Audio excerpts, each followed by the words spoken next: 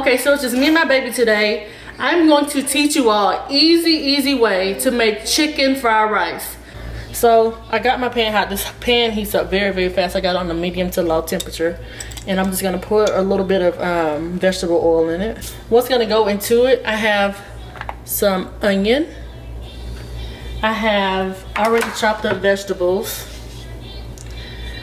carrots, garlic, green onions, and mushrooms. This is actually black pepper chicken. I chopped my chicken up because it was like chicken cubes. So I chopped them up into nice pieces, and then I have an egg, and we're gonna use some soy sauce and then some other seasonings. First I wanna put the garlic in there, and just a handful of onions.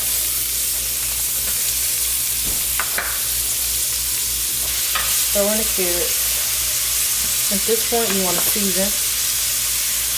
That's just some garlic salt. A little pink salt, some pink Himalayan salt, and then we got some crushed black pepper, finely minced. And then we'll add our mushrooms.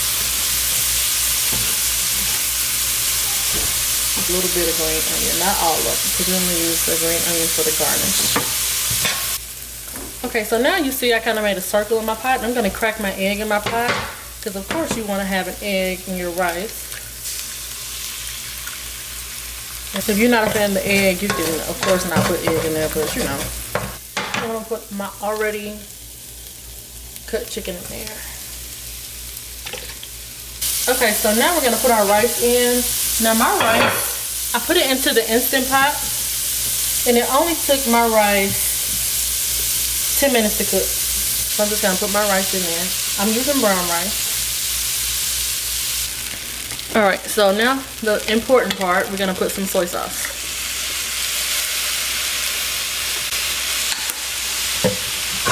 Probably about a tablespoon and a half of soy sauce. Okay, so here's the finished product of your fried rice. And it took me maybe a total of 12 minutes to cook. Okay, y'all, this is the final results. As you can see, I put a little bit of spring onions on the top just to give it a nice little representation. But it was a quick and easy meal, and I hope that this was a great tutorial for you to try in your home.